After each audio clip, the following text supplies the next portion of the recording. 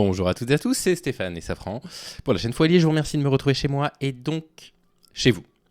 La question du laxisme des juges, ça fait partie des marronniers qui sont très souvent utilisés par les conservateurs et puis les membres de la droite et de l'extrême droite également, sans que ce soit disqualifiant, c'est un fait, qui se plaignent en France que la justice serait trop laxiste avec les criminels, etc. C'est des personnes qui probablement n'ont jamais mis un pied dans leur vie au tribunal, donc n'ont pas la moindre idée de comment se déroule un procès, n'ont probablement pas la moindre idée non plus de pourquoi les juges condamnent parfois durement certains faits, pourquoi ils les condamnent moins durement, etc.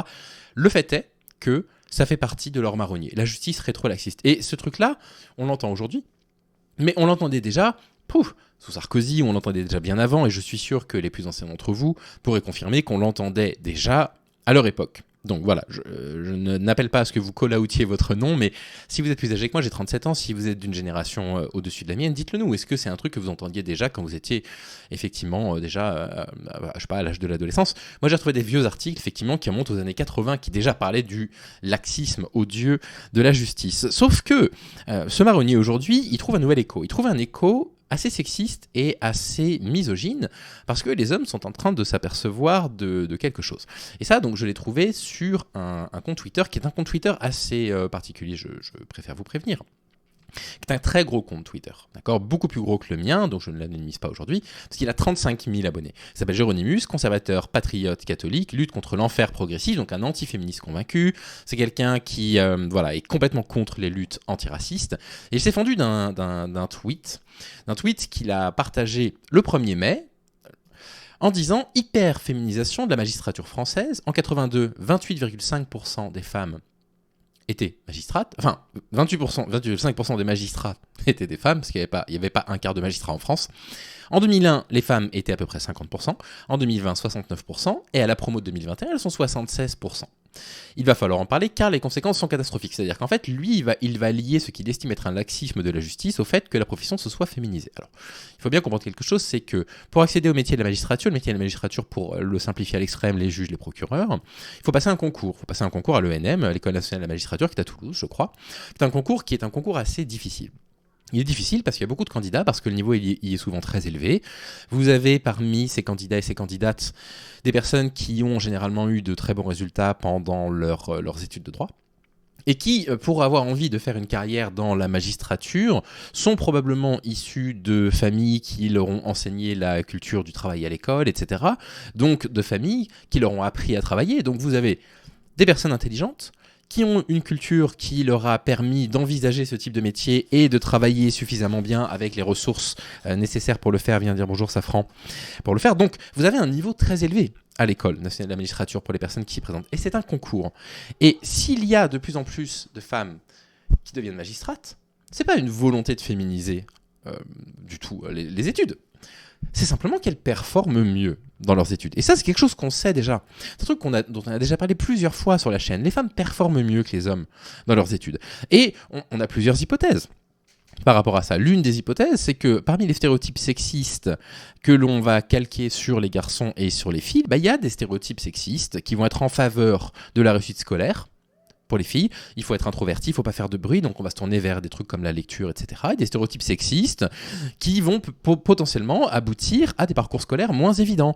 Il faut être extraverti, il faut bouger, il faut faire des choses, c'est un garçon et il ne court pas partout, comment ça se fait, etc.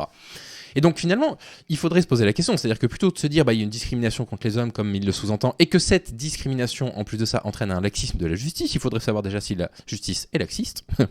Alors la réponse est non. Pour le coup, il n'y a pas moins de condamnations par nombre de cas, ça c'est complètement faux. Et puis en plus de ça, la société est moins violente. De façon générale, elle est nettement moins violente. On parle de crimes violents, on parle de meurtres par exemple, il y a moins de meurtres qu'il y en avait eu. Voilà. Et il est tout à fait vraisemblable qu'il y ait également moins d'agressions graves en général. Alors, on comprend mieux certaines thématiques aujourd'hui, par exemple, on comprend mieux la thématique du viol conjugal, donc beaucoup d'affaires sont judiciarisées, encore aujourd'hui, c'est normal, donc ça peut donner l'impression que la France se serait ensauvagée, comme on l'entend parfois. Vous ajoutez à ça en plus une sorte de culture du fait divers, où le fait divers va être vendeur, il va être putaclic. Et donc, vous allez retrouver énormément de personnes qui vont se nourrir à ce fait divers et qui vont avoir l'impression qu'on vit dans un pays dans lequel il y aurait une forme d'insécurité. Alors qu'il n'y a pas du tout d'insécurité en France, ça fait partie d'un des pays les plus sûrs au monde pour absolument n'importe qui. Et bien, ça aboutit du coup à cette panique À cette panique que la France serait dans un état d'ensauvagement actuellement, que les juges ne suivraient pas, et que si les juges ne suivent pas, c'est parce que les juges sont des femmes. Et donc là, on se retrouve avec un mélange de quelque chose que je vous dis sur la chaîne depuis un moment, de luttes antiprogressistes qui sont, encore une fois, des portes d'entrée vers les courants politiques les plus conservateurs, les plus durs, les plus droitiers, etc. Et de la pure misogynie, quoi. On est vraiment dans une forme de misogynie pure. Donc oui, les femmes réussissent mieux au concours que les hommes. Et on voit la même chose dans d'autres domaines, comme dans la médecine. Dans la médecine, si vous voulez, ça choque un peu moins les gens, parce que dans les stéréotypes sexistes que l'on peut avoir aujourd'hui, on imagine que c'est tout à fait normal pour une femme de s'orienter vers un métier du soin, un métier qui soit vers l'autre. Dans la magistrature, en fait, ce qui les dérange, c'est qu'ils imaginent que pour être un juge, il faut être dur et il faut être sévère, ce qui n'est absolument pas le cas. C'est absolument pas vrai. Et d'ailleurs, pour avoir pas mal fréquenté les tribunaux de justice, j'ouvre au chat, là, parce qu'il va finir par hurler à la mort. J'ai déjà assisté à je ne sais combien de reprises, la majorité des juges sont des femmes, ça c'est vrai, à des jugements rendus par des femmes qui ont fait preuve vraiment d'une sévérité dans les peines, parfois des trucs vraiment étonnants, quoi. J'ai vu des trucs étonnants. J'ai vu par exemple des petits recels, genre un type il avait volé pour 500 € de marchandises dans je sais plus quelle boutique, il les avait revendus, il s'était fait 200 balles, le mec il a été condamné je crois à 8000 balles d'amende, 1 an de prison avec sursis, enfin vraiment un truc, et puis j'ai vu des juges hommes, parfois, pour des raisons vraiment très très difficiles à expliquer, mais en même temps, moi j'ai pas fait l'école de la magistrature, donc je ne sais pas comment on leur enseigne le droit et comment l'appliquer, je ne fais qu'y assister, donc ce n'est pas une critique de ma part, semblaient faire preuve de laxisme. J'ai vu ça. Comme il m'est arrivé de voir des procureurs extrêmement stricts, et des procureurs femmes extrêmement stricts aussi. Donc voilà, donc ce genre de tweet est vraiment catastrophique. Enfin, je veux dire, comment se fait-il que ces comptes soient autant suivis ?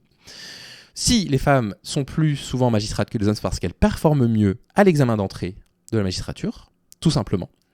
Et je vois pas en quoi ça aurait un quelconque rapport avec un fantasme d'un laxisme de la justice en France. Surtout que ce genre de propos finissent par aboutir à des choses assez graves.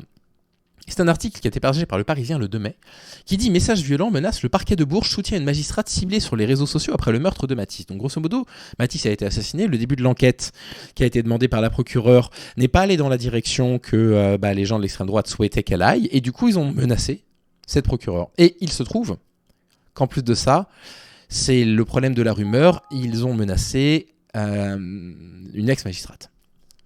Une magistrate qui n'avait rien à voir avec cette affaire. Ça aboutit à ça, en fait. Une ex-magistrate du tribunal de Châteauroux a été la cible de messages de haine et de menaces d'internautes, lui reprochant à tort d'avoir remis en liberté le suspect du meurtre de l'adolescent lors de précédentes affaires, dénonce le président et le procureur général de la Cour d'appel. Vous voyez, c'est-à-dire qu'aujourd'hui, on est dans un état tel où on se laisse aller parfois à nos colères parce que le fait divers, c'est puissant. Le fait divers, quand il n'est pas analysé, le fait divers, quand il n'est pas mis dans son contexte, soit il va servir de diversion pour pouvoir parler d'autre chose, soit il va être instrumentalisé pour servir des narratifs politiques, soit il va justifier du coup le fait que des personnes s'en soient pris à une ex-magistrate. Vous vous rendez compte ? Parce qu'ils ne sont pas d'accord avec ces conclusions. Et on avait vu la même chose au sujet de l'affaire Samara, quand la procureure de la République avait dit en fait, a priori, il n'y a pas de motif islamiste. Et là, d'un seul coup, tout le monde a dit oui, non, les magistrats, machin, c'est une magistrate, elle est laxiste, etc. Donc, il faut vraiment pas baisser notre garde, parce que ce genre de tweet, vous voyez derrière tous les trucs qu'il y a, en fait, derrière ce genre de tweet, toutes les rancœurs contre les femmes qui peuvent exister, toutes les misogynies, les causes de misogynie qu'il peut y avoir derrière ce genre de tweet, il faut être prudent. Il faut qu'on soit prudent sur Internet quand on tombe sur ce genre de cas, et qu'on ne se laisse pas berner par ces discours-là, qui sont des discours anti-femmes. Purement anti-femme. Et c'est ça dont je voulais vous parler rapidement. Je pensais que ça aurait duré 5 minutes, ça en aura duré 9. Je vous souhaite de prendre soin de vous. J'espère que tout va bien pour vous dans votre vie. Et je vous dis à très vite. Salut les amis.